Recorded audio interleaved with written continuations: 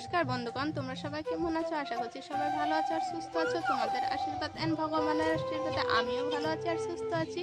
তো welcome back to my channel Purnima ব্লগে তোমাদেরকে অনেক অনেক স্বাগত। তো আমার চ্যানেলের গুরুদেরকে জানাচ্ছি আমি প্রণাম, আর ছোট ছোট ভাই বোনদেরকে জানাচ্ছি আমি অনেক অনেক ভালোবাসা।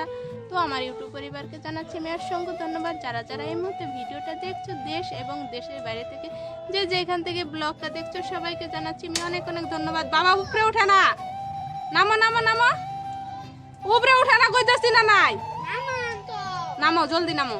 তো বন্ধুরা দেখো পিছনে ছোট খেলা করছে। তো পাশের বাড়ির একটা ছেলের সাথে নামতে বলছি না নাই তোমারে, নামো, কথাই শুনে না গো, একদম বহুত দুষ্টুমি করে। তো দেখো এই নোংরা দিয়ে খেলছে। তো বন্ধুরা এখন সময় হচ্ছে 10:30। তো 10:30 থেকে আজকে ব্লগটা স্টার্ট করছি। তো অনেকটাই দেরি হয়ে গিয়েছে আজকে ব্লগটা স্টার্ট করতে করতে, মানে কি বলবো, তো দেরি হয়ে গেছে কেন জানো, সকালে ব্লগটা তোমাদেরকে দেখাতে পারিনি কেন, মানে মোবাইলে চার্জ ছিল না। সকাল সকাল মোবাইলটা চার্জে দিয়েছিলাম, তার জন্য সকালে ব্লগটা করা হয়নি গো। এখন সময় হচ্ছে 10:30। তো সকালবেলা রান্না বাড়া হয়ে গিয়েছে। আমি কুয়ার পাড়ে এক গাদা বাসন রেখে তোমাদের সাথে গল্প করছি, দেখতেই পাচ্ছ বাড়ির পিছন দিকে বসে বসে তোমাদের সাথে গল্প করছি।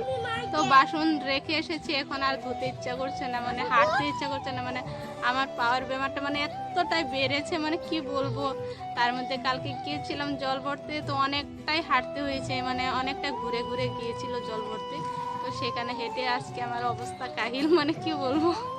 তো বন্ধুরা ভিডিওটা স্কিপ না করে ফার্স্ট থেকে লাস্ট পর্যন্ত দেখতে থাকো। আশা করছি ভিডিওটা দেখে তোমাদের কাছে অনেকটাই ভালো লাগবে। আমার পাশে থেকো আর সম্পূর্ণ ভিডিও দেখতে থাকো। তো বন্ধুরা এই দেখো আমার পাওয়ার অবস্থা কীরকম হয়েছে। তো অনেকটা বেশি হয়ে গিয়েছে গো আমার পাওয়ার বেমারটা। তো আলতা লাগিয়েছে, তো তার জন্য বেশি একটা বোঝা যাচ্ছে না। তাও দেখো কিভাবে ফেটেছে, মানে কি বলবো, ভীষণ কষ্ট হয় গো হাঁটতে। তো ডাক্তার দেখাতে দেখাতে আমি ত্যক্ত হয়ে গেছি, তাও ভালো হয় না। তো ওই দিনকাও ডাক্তারকে 10,000 টাকা দিয়ে এসেছি, কিচ্ছুই ভালো হয়নি গো। তো বন্ধুরা দেখো আমাদের লাউ গাছে লাউ ধরেছে একটা দুইটা, আজকে একটা তুলে নিয়েছি গো, তো ছোটই তুলে নিয়ে ডালে দিয়েছি। তো লাউ গাছটা মানে এতটাই মানে বেড়ে যাচ্ছিল, মানে অনেক ডুকা পাতা ছাড়ছিল, তো লাউ ধরছিল না। তো ডুকা পাতা সব কেটে খেয়ে দিয়ে শেষ হয়ে যাচ্ছে। এখন লাউ হচ্ছে গাছে, সবাইকে দিয়ে দিয়ে শেষ করে দিয়েছি লাউ ডুকা পাতা সব, মানে কি বলবো, এখন লাউ হচ্ছে। এখন আর ডুকা পাতা তুলতে ইচ্ছা করে না গো। বন্ধুরা দেখো মোটরের সুইচটা দিয়ে দিয়েছি। তো রান্নাঘরে আগে জলটা নিয়ে নিব। তো কলসটা আগে এনে রেখে দিয়েছিলাম কুয়ার পাড়ে। তো কলসের জলটা ভরিয়ে নিই। তো বন্ধুরা অনেকটা রোদ্র উঠেছে, কিন্তু আমার ঠান্ডাই ছাড়ছে না গো। তো এখন এত বেলা পর্যন্ত সুইটার পরে রয়েছি, দেখতে পাচ্ছ তোমরা।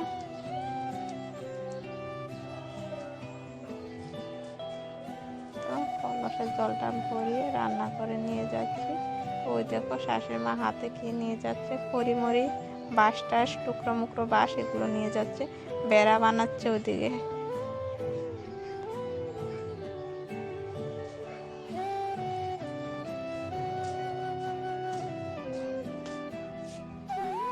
তো বন্ধুরা রান্নাঘরের জলটা রেখে দেখো রান্নাঘরটা ঝাড়ু দিয়ে নিচ্ছি। সকালবেলা রান্না হয়েছে, ঘরটা ঝাড়ু দেওয়াই হয়নি। তো এখন আমি ঘরটা ঝাড়ু দিয়ে নিচ্ছি। তো সকালে ভাত বানিয়েছিলাম, ভাত সকালবেলা বানাইনি। তো কালকের ভাত ছিল, অনেকগুলো ভাত ছিল। সকালে ডাল আরও আলু আর গাজর দিয়ে ভাজি করেছিলাম, কালকে শুকনো মাছের তরকারি ছিল। তো এসবই। তো সকালে ভাতটা গরম করেছি, তো এগুলো বানিয়েছিলাম। তো বড়বাবু শুকনো মাছ খেতে ভালোবাসেন না, তার জন্য ডাল আর গাজর ভাজি করেছিলাম বড়বাবুর জন্য। তো বন্ধুরা কালকে ভাতে তো বেশি হতো না, কালকে বড়বাবু একবারও ভাত খায়নি। সকালবেলা খাওয়া, দুপুরে আর রাত্রে খাওয়াই হয়নি ওর। আর এদিকে শাশুড়ি মাও রাত্রেবেলা ভাত খায়নি। তো 3 জনের ভাত একবারে বেশি হয়ে গিয়েছে। তো সেটাই গরম করে দিয়েছি, আর ডাল আর গাজর ভাজিটা বানিয়েছি। তো দুপুরে বেলা আবার রান্না করতে হবে। তো শাশুড়ি মা ঠান্ডা ভাত খাবে না, তার জন্য আবার দুপুরে রান্না করতে হবে। তো আর দুপুরে বেশি কিছু বানাবো না, সিদ্ধ ভাতই বানাবো, ডাল ভাজি সব কিছু রয়েছে। हाय दोस्तों, आप कैसे हो? এটা নাও ওখানে এনে খেলাবি কিন্তু।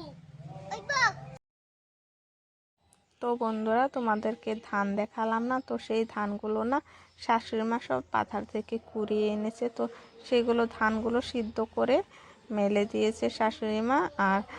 আর অল্প রয়েছে, সেটা পিঠা খাওয়ার জন্য রেখে দিয়েছে, সেগুলো আর সিদ্ধ করেনি, একটির মতন রেখে দিয়েছে।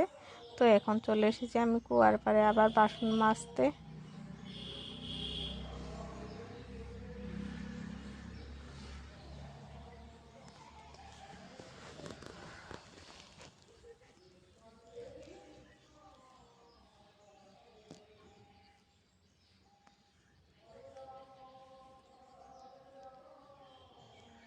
তো বন্ধুরা, বাসন মাজা হয়ে গেছে আমার।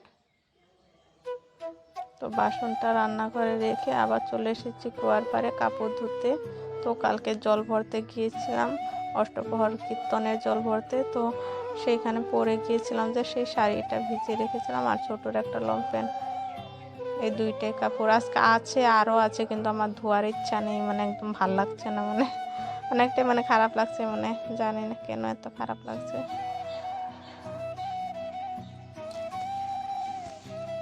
তো কাপড়টা ধুয়ে মেলে দিই। তো বন্ধুরা, এই শাড়িটা না আমাকে শাশুড়ি মা বৃন্দাবন থেকে এনে দিয়েছিল। তো কালকেই প্রথম পরেছি শাড়িটা। তো বন্ধুরা, কাপড়টা ধুয়ে মেলে দেয়। তো বন্ধুরা, আমার না শাড়ি কাপড় সাপড় সব আমার শাশুড়ি মা এনে দেয়। তো পরে রয়েছি নাইটিটা, এটা দেখতে পাচ্ছ, সমস্ত কিছু শাশুড়ির চয়েসেই পরি। আর শাশুড়ি মায় বাজার করে শাশুড়ি মা এনে দেয়। আর আমার বরবাবু কিনতেই জানে না গো কাপড় চোপড়, আমার ছোটোর সব কাপড়ই শাশুড়ি মা এনে দেয়। তো আমার শাশুড়ি মা কীরকম জানো, এক জায়গায় ঘুরতে গেলো বা একটা শাড়ি দেখে পছন্দ হলো, সেটা নিয়ে আসবে আমার জন্য, বা একটা ছোটোর জন্য কিছু একটা দেখলো ভালো লাগলো নিয়ে আসে, এরকম। আর যে কোনো নিয়ে আসলে আমার পছন্দ হয় গো, শাড়ি টাড়ি যেরকম এনে দিলেও আমার পছন্দ হয়। তো বন্ধুরা, কাপড় নিয়ে এসেছি বাড়িতে মেলে দেওয়ার জন্য। তো কাপড়টা ধুয়েছি, তো পায়ে জল সল গেছে, হাঁটতে পারছিলাম না গো, ল্যাংড়া হয়ে গিয়েছি আমি, একদম ল্যাংড়া হয়ে গিয়েছি।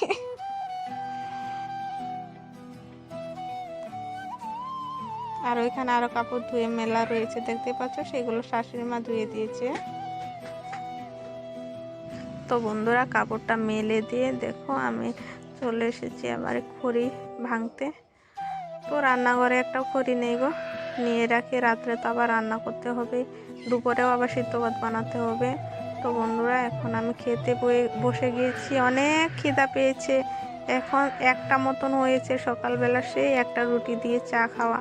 তো বরবাবু বাড়িতে ছিল না, মামাদের বাড়িতে গিয়েছে। তো বরবাবুকে ফোন করে ডেকে এনেছি, কালকে সারাদিনের ভিতরে মাত্র একবার খেয়েছে, দুইবারই খাওয়া হয়নি।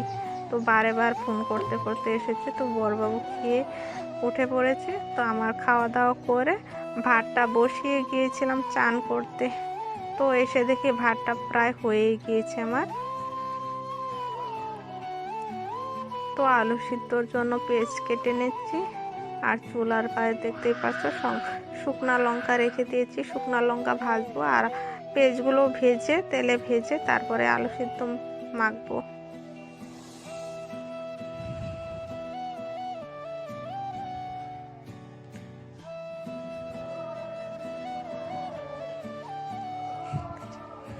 তো বন্ধুরা, ভাত হয়ে গিয়েছে। তো একটা ভিজা কাপড় দিয়ে হাঁড়িটা ভালো করে মুছে নিলাম, না হলে অনেকটা কালো হয়ে থাকে গো, দেখতে ভালো দেখা যায় না। তো ভাতটা হয়ে গেছে, মাটা খেছে নেই। তো পাশের বাড়ির মামি এসেছে, তো মামির সাথে গল্প করে করে ভাতটা রান্নাও হয়ে গেল আমার। তো ভাতটা নামিয়ে এখন শুকনো লঙ্কা আর পেস্টটা ভেজে নেব ভালো করে।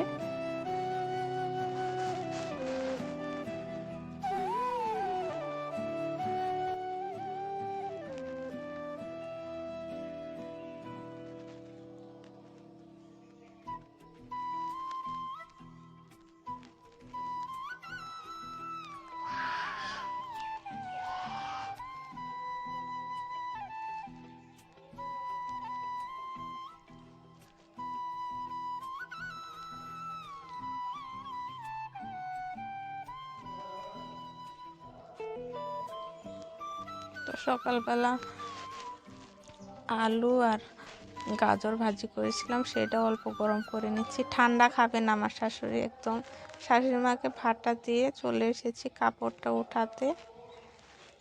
তো বন্ধুরা, আজকের ভিডিওটা আর বেশি একটা লম্বা করব না, এখানেই সমাপ্ত করছি। তোমরা ভালো থেকো, সুস্থ থেকো। আগামীকালকে আরেকটা সুন্দর ভিডিও নিয়ে আসবো তোমাদের সবার মাঝখানে। যদি আমার ভিডিওটা দেখে তোমাদের কাছে ভালো লেগে থাকে, লাইক, কমেন্ট, সাবস্ক্রাইব করে আমার পাশে থেকো। Bye, thank you.